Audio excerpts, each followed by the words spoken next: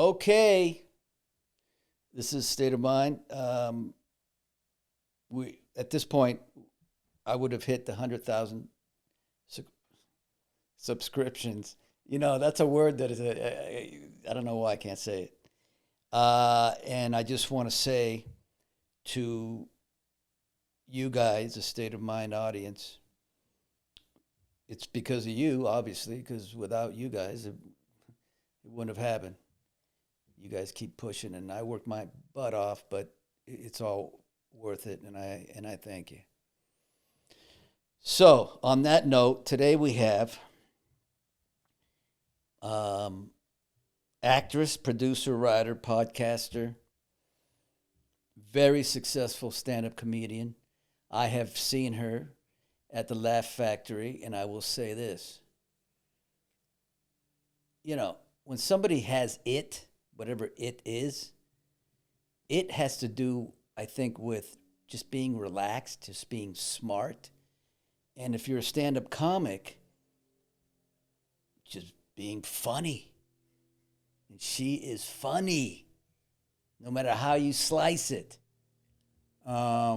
She's pretty and all. She's got it all, okay?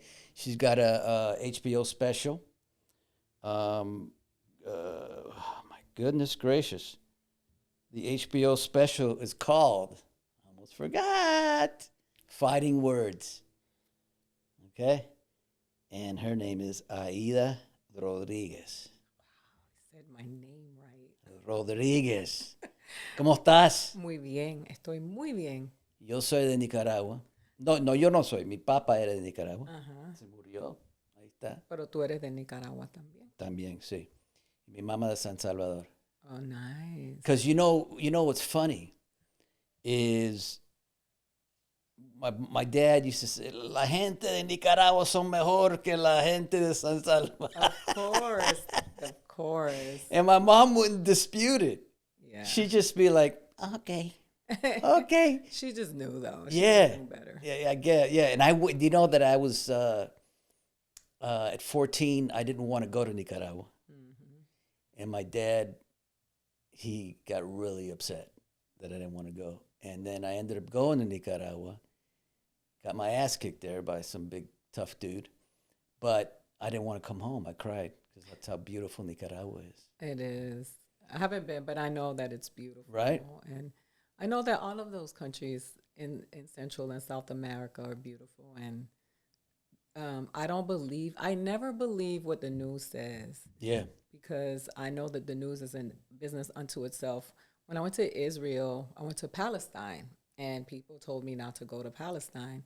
And I had the best time in Palestine. Banksy had just... What's Palestine like? It's beautiful. It's just people, like beautiful people who just want to live just like everybody else. And it's, that this idea that all people from whatever group are the same is just always getting pushed because they really don't think we're intelligent. And, right. Right. They're always pushing that. But it was just... it was such a great experience. And I grew up in Miami. So I grew up around people from El Salvador and from Nicaragua. And I grew up eating tres leches and pupusas. In the catamal? Yes. And the best seafood, because I love seafood. I love seafood too. Is that there's a place in El Salvador called Atlacat. And they have this seafood estilo Atlacat, which they had in Miami. And it was my favorite place to eat. Now, what was the dish? The seasoning. It was just the way, I guess it's a town in El Salvador where the food is prepared. It's a coastal town. Yeah. And the way the seasoning, because everything for me is about the seasoning. Yeah. And it's great. It's I hate to hear that because I feel like when you embrace both parts of yourself, and what makes you magic is that you have this mixture of these two things. Yeah. Which happened to me as well. I think about like all the people that I know and that I've met that are from certain places, and I'm like, man, this person is so awesome, and they come from this place. I want to go there. Right? Yeah. Your life. If it's true what I read in Google. Yes. It is okay. You were born in Boston. Boston. Is that the way? Boston. That's yeah. what they say. And your mother kidnapped you. In the Dominican Republic from my father. Right. Tell me that whole, can you tell me that? That's amazing. So, it's really now weird because I've met my father in the last year and a It's half. amazing. Right. So now he's in tune to everything that I do. So now he has to hear about himself. But my mom was very young. My mom was, I think they met when she was 15, 14. He was like in his late 20s. Right. And they got together and they had me, and he got deported, and we went to the Dominican Republic. And my mom was really young. My father was a musician, or still is a musician, and he was living that What did he play? musician life. He played all the instruments, but he's also a songwriter, a composer, and a singer. And my mom was fish out of water. She's in another country. These two groups of people have this alleged beef that, like, your parents, this Nicaragua, Salvador, Puerto Rico, the Dominican Republic, friction ensued. My mom and my dad didn't work out. There was allegations of infidelity and all kinds of stuff. Yeah. So one night my mom just packed me up and she took me and she brought me to the States. And how old were you? I was a baby. You were a baby. Yeah, I was a little kid. I was young enough that I don't remember. And unfortunately for me, the timelines are all messed up because everybody lies. Like my mom, my grandmother. My grandmother died, and we did not know what year to put for her birth on her tombstone because we never knew, like, it would move. Right. So, but I came back. She took me, and then I never saw him again until I saw him when I did the HBO special, which was in 2021. How was that reunion? It was overwhelming. You romanticize that in your head. Like, when you meet your father, it's going to be like a movie. It's going to be this, all the answers are going to come. No, more questions came, and it was complicated. It was a lot. It was a few days. There were cameras everywhere. The day that I actually met my father was documented for my documentary because I wanted to have it. There were no additional takes. We didn't practice. There was like, let's do it again. It was that moment. Because I wanted to. That's good. I like that. Yeah, I want to see it. Afterwards. Beautiful. To be able to see it, because in that moment I wasn't in my body, and so it's been a journey. We're still, getting acquainted. When you first saw him, did he look like you thought he would look? No. Nah. No, he didn't. He was a lot thinner, a lot more frail, and this idea that I wasn't gonna meet my protector, the guy, and I felt like I had to protect him. He felt older and thin, and no, but I did see me when I saw him. Oh, you did? I did, and that was trippy because when I was little, I used to ask my mom all the time, "You can tell me, Mom, who'd you steal me from? Am I adopted?" I always felt like I didn't look like them, and my siblings, my mom.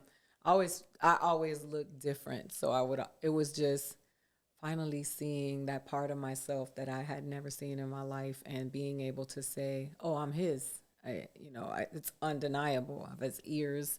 I have his face. Like, I look like him. Now, don't you think it was better that you met him when he was older than younger? Because you have a little more sympathy, maybe, that he's... Am I right? Yeah, no, you're absolutely right. Wow. I thought that he was older because he has some sense of accountability and, responsibility. I don't, I'm writing a book about this. My book comes out in September. I was gonna say, I wrote a book. You should write a book. Everything that I've researched on you, you got a book in you that's going to be incredible. Well, thank you. It comes out in September, and I've been writing about it and exploring it. And I will say this, because if somebody's out there is listening who's been in the same situation, which many of us have, and it's not just Latinos and Black people.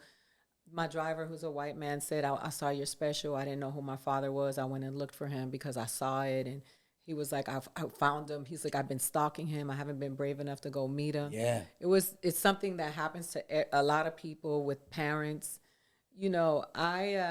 I put a lot on it. I really thought that it was going to be something way more than it was. And it was just another part of my life that I had to experience. But what I will say is I I learned a lot about myself in that journey, and I didn't give myself nor my mother the credit for me turning out the way that I did, because I had this idea in my head, because it's constantly being pushed through society that, Yeah. oh, the father must not be in the home, and they overlook all the mothers that who are. It just I'm glad that things went the way that they did go, because I think that I don't know how my life would have turned out if he would have been in it, because my siblings and I have shared, we don't know which one was worse, being within proximity to see him, not being Yeah. present, Yeah. or to be just, I used to tell people Bob Barker was my father.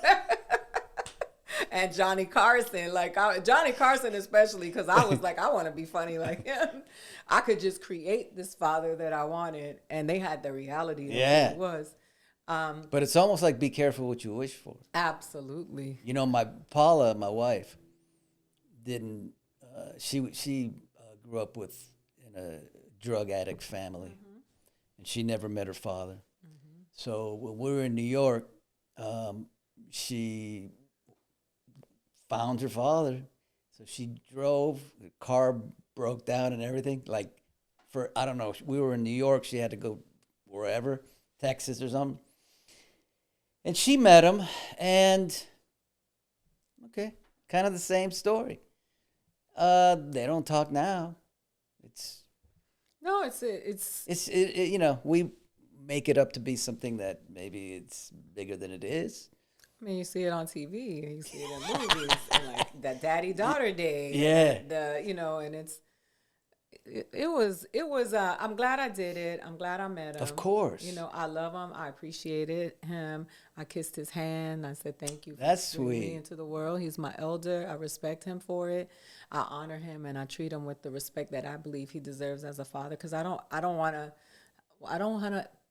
I have been, my last 5 years of life have been focusing on forgiveness, just to be able to operate in a place that's healthy for me. And so with him, I didn't leave there upset. I wasn't angry. I wasn't resentful. What happened to you? Where were you? I didn't do any of the Jerry Springer stuff. No. I took him to dinner. I listened to him.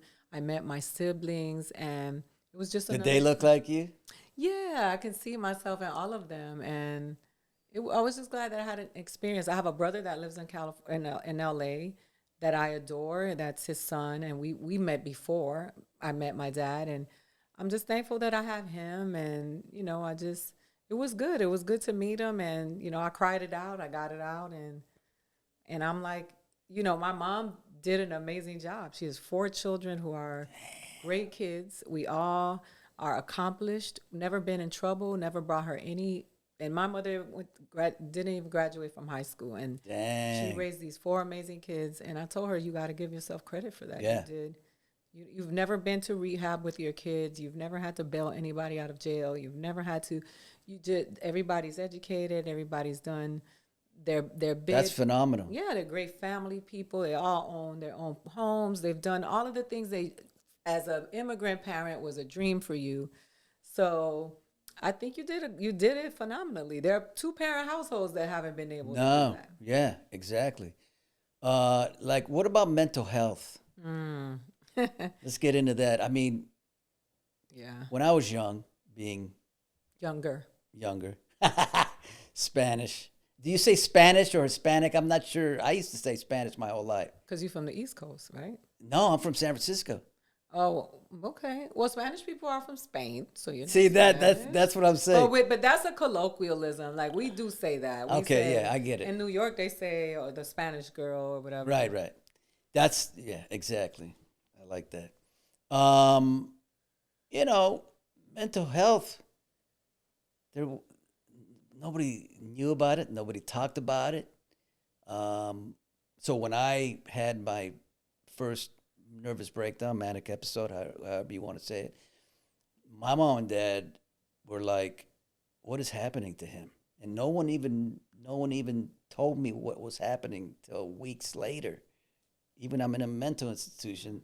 They're like, I said, what's wrong? What do I have? We don't know. How was it growing up with you? I mean, same way, right?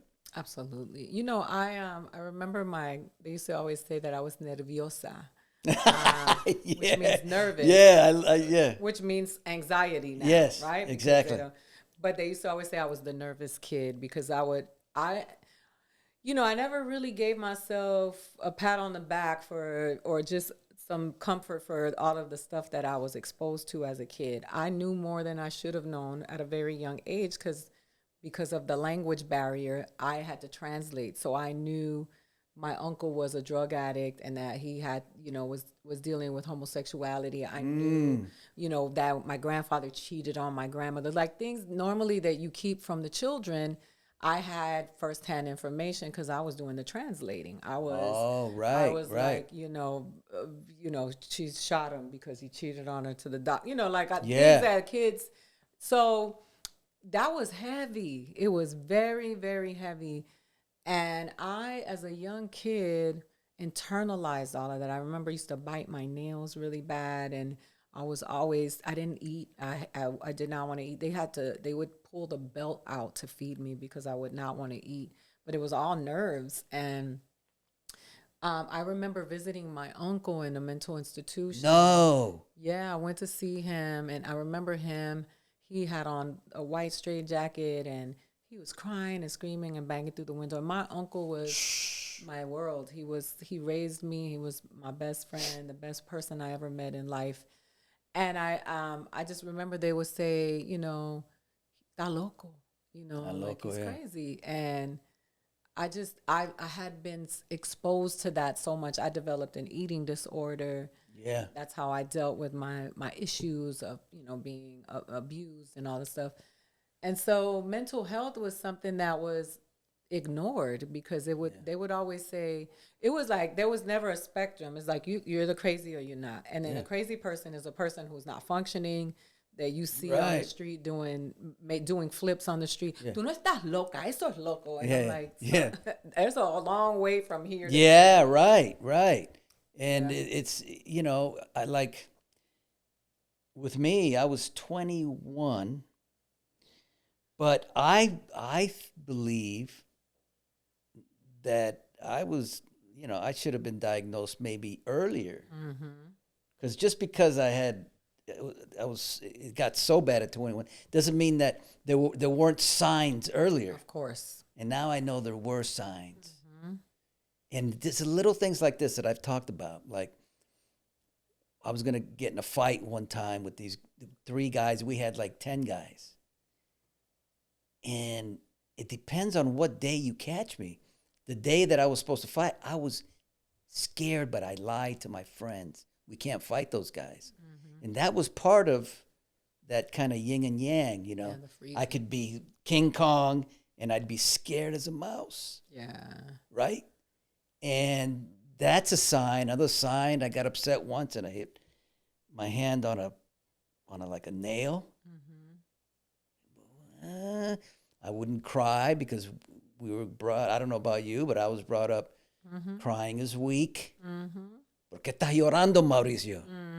Tienes que ser fuerte, eh? That's right. Let me just breathe that out for a second. I get it.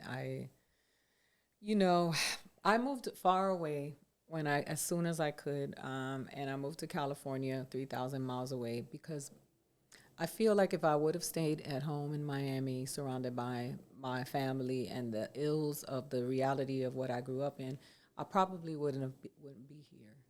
I would probably have taken my life. Wow. Yeah, I struggled with a lot of suicidal thoughts and ideations. I drove to the top of a cliff with my kids. I was going to drive off with them. Yeah, right. That's a true story because I didn't know how to cope with what was happening with me emotionally, and all I had learned my whole life was the way to cope with issues was either through violence or just things that didn't resonate with me because I'm not naturally a violent person.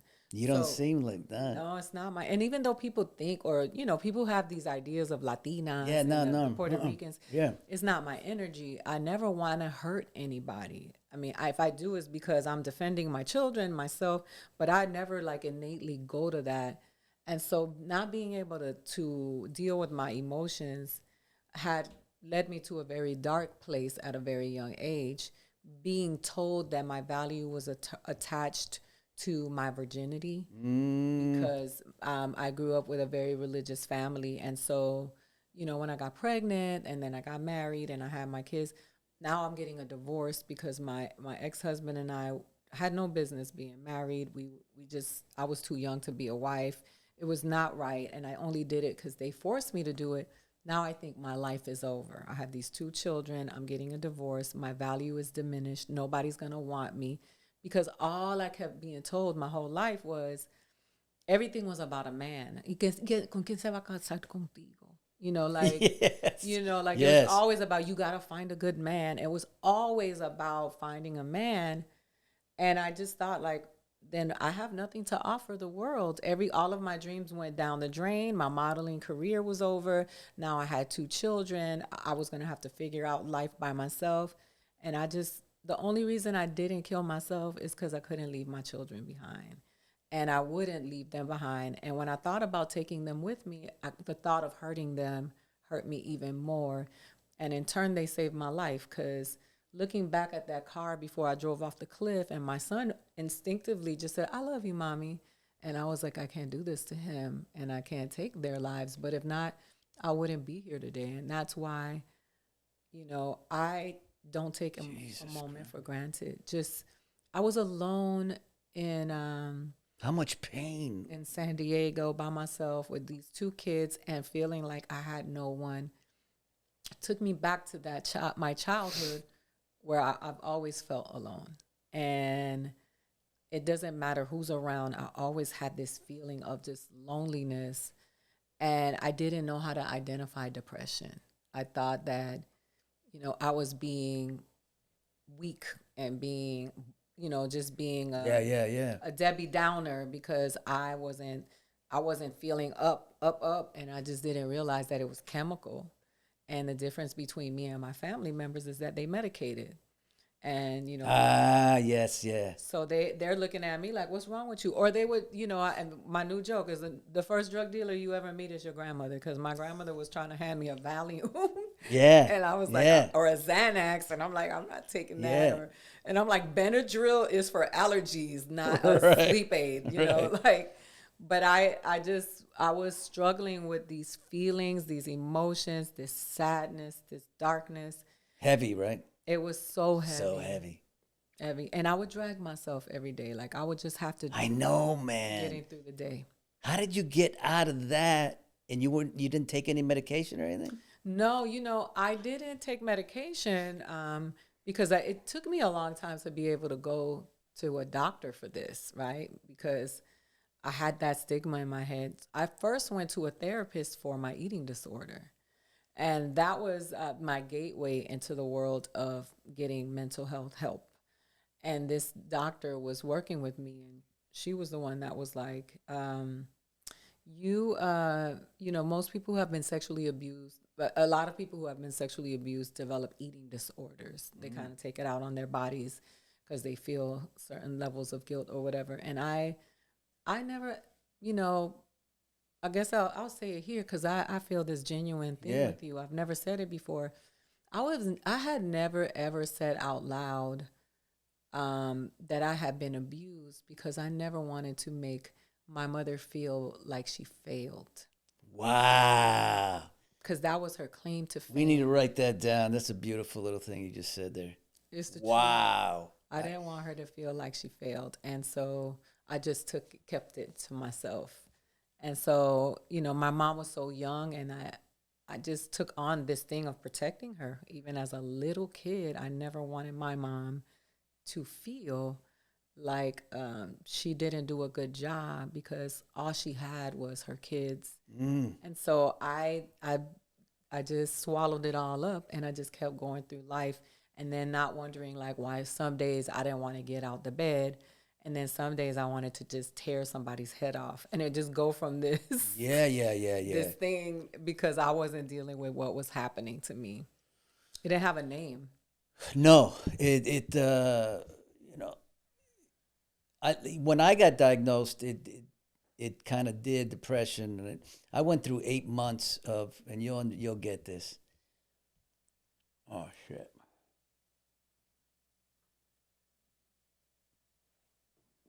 8 months of when I escaped from the hospital and the drugs started to wear off.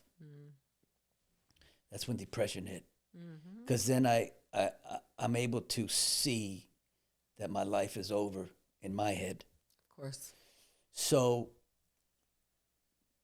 if you think about the only happy I felt is when I was dreaming. When in my dreams, I would be running in the grass and just being happy. And then I would wake up and reality hits. I would roll out of bed. As you know, nothing felt good. Nothing. Like, when you take a shower and it's hot coming and just, it feels so, nothing. Sex. I'll say it now because you revealed something to me. I'm going to reveal something that I've never talked about. Because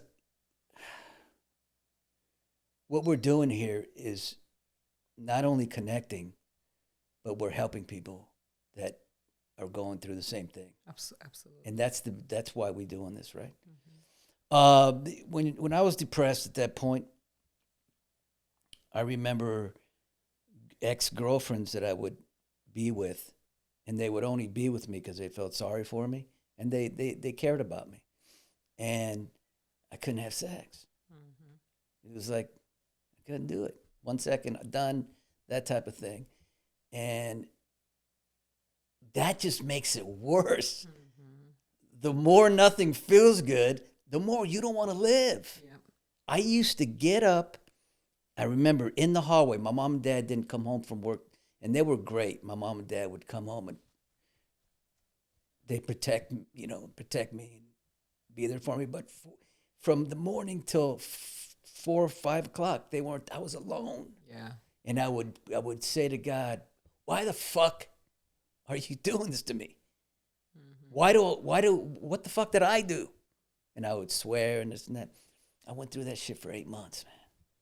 As you know how difficult it is. So I can understand you. That's why we're connecting so well. Yeah, you have to, it's like the feeling of scraping yourself up off the floor and trying to put yourself back together to just make it through another day. It's like, it feels so much like labor. You just wake up and you're like, oh, all right, like, how do I assemble myself together? But, you said because you're kids, you didn't deny. Most people do say that, and I'm with you. But in my situation, just 2 years ago, it was scary because I felt they were better off without me. No, that feeling is, I can identify with that feeling. Like, what am I doing? Anything but making them sad. And, and the reality of it is that we should want to live for ourselves. Right? Yes. Because that idea that do it for your kids and do it for your mother, that's not sustainable. At some point, exactly, that will wear off. Exactly. You are enough to be here and want to be here. But the truth of it is that so many of us we're just walking through life in pain and not knowing what to do with it. Exactly. You know, and you can work out, you can have sex, you can do drugs, it doesn't go away until you deal with it. And nobody ever taught me how to deal with it. Right. All I saw, I remember one day I was pregnant with my daughter and I was riding in the car I was driving my mom, and we got stuck in traffic, and the light was turning, and the woman behind me honked the horn and said, "Move, bitch," like really loud. And the light turned red. I couldn't move. And I was like about 7 months pregnant. And all I hear is the door pop on my passenger side, And the next thing I look is my mother is in through the window of that woman's car, slapping her like this. Don't you dare call my daughter a bitch. My daughter is a decent woman. She's a man. It was, and I was just like, I had to pregnant get out the car, pull my mother out of that window, get her back in the car, pull off before the cops came. And I was like, I can't be that. Because I had this baby that I was bringing into the world. Yeah. And I was like, I can't, that could be deadly. That is unhealthy. That could lead to your own heart attack. Like, that lady could have pulled out a gun. Absolutely. You know, and besides, it can't feel well. She was exhausted. I looked at her and I was like, what are you doing? Yeah. Tired. That anger had nothing to do with that lady. Right. But she never dealt with it. And that was what made me say, I have to deal with this because I'm going to give that to this baby and I don't want to do that. Absolutely. And it was, oof. It reminds me of my therapist because I would yell at people at work because, you know, just because of the work and the acting. I was never a diva in a sense, but if it's about the work, I would, yeah. And then my therapist said, why do you do that? I said, because I get what I want. He goes, yeah, but you can do it a different way. Mm-hmm. And then he said, and you know what? You're only hurting yourself because that's adding to your anxiety. Yep. When you yell, because afterwards I'd feel bad. Yeah. All right, listen. We have to talk stand-up comedy because Saved my life. Yeah, I think the stand-up comedy for you was kind of the way acting was for me. It was a healing, right? It's a way for you to get overcome what you've been through, and look what you've done, man. Thank you. Absolutely. So I moved to LA to become a film actor. I wrote a screenplay. It made it to like the final cut of the Sundance Writers Lab. I thought I'm gonna make it, and I moved here, and I got an agent like very, very quickly. And I started doing stand-up maybe 7 years after being here and, booking small roles, independent films and stuff. And then I started doing stand-up. I did stand-up like I was doing a roast for a friend for her birthday party. Right. And Chris Spencer was there. And he was like, you are a stand-up. He was like, just try it. He was like, you don't have to stay, but if you like it, I tried it. I never stopped. And I realized that I needed to be a stand-up because I never had a voice.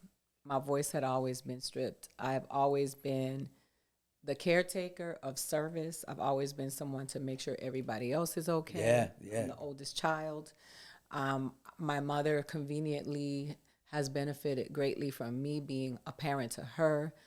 And so there was no way I was going to be able to be a good actor because at that time, I didn't have a sense of self. I didn't know who I was. Mm-hmm. Comedy gave that to me.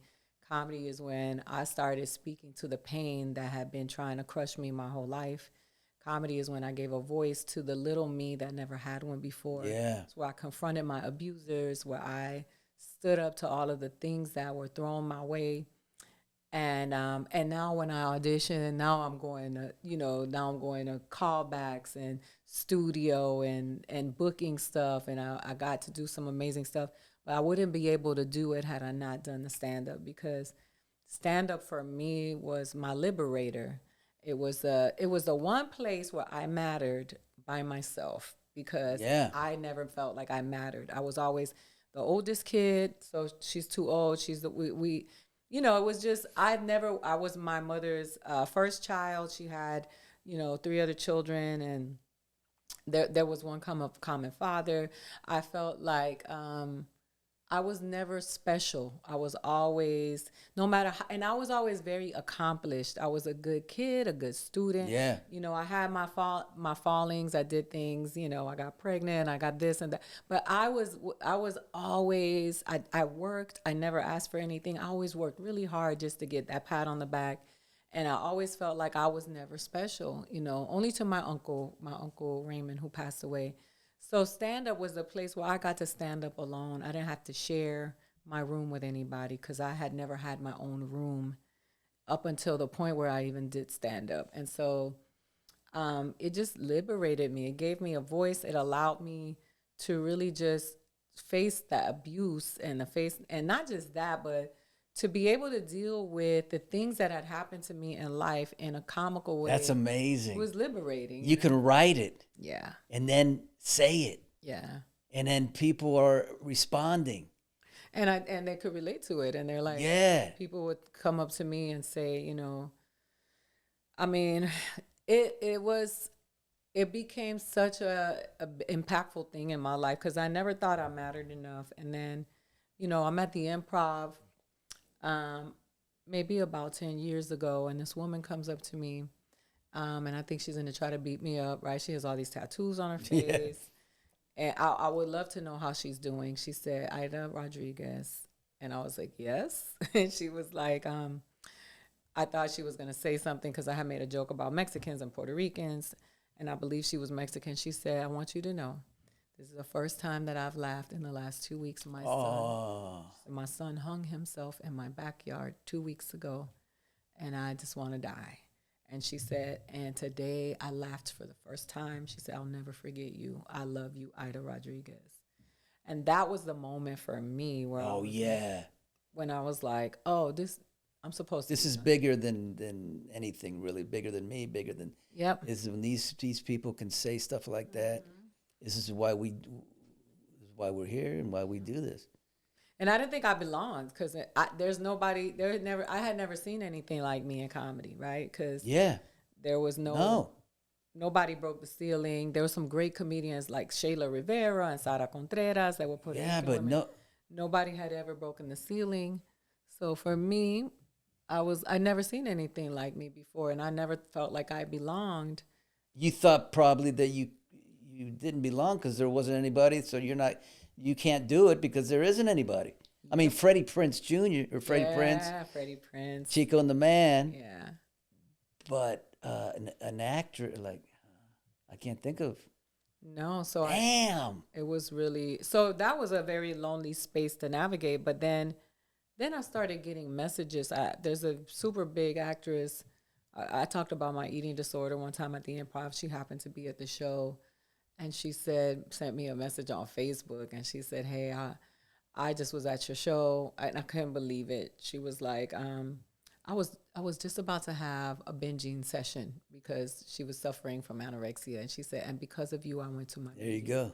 Yeah. And I was like, oh, maybe I'm supposed to be alone in this. Maybe there's not supposed to be someone like me because this is what I do. Yeah. And I'm still. My problem is I'm 100% Hispanic, but everybody thinks I'm Italian because I've been playing Italian on General Hospital for 30 years. Yeah. Nobody, I'm Italian. But I'm proud to be, Hispanic. And, all right, listen. I think we've talked about. Let me just tell the audience. This has been, I don't know, I say this, but this time I just really mean this. I don't know what I expected, but what Aida has done here is, I don't even want to talk, to be honest. I just want to say that it's going to help. There's a young Latina out there who maybe has an eating disorder, maybe has an enormous depression. And by listening to this state of mind and what Aida has just said in the beginning of this state of mind, she'll get help. And I mean that. Thank you. Thank you. I appreciate it. This was good. Thank you. All right. I'm done.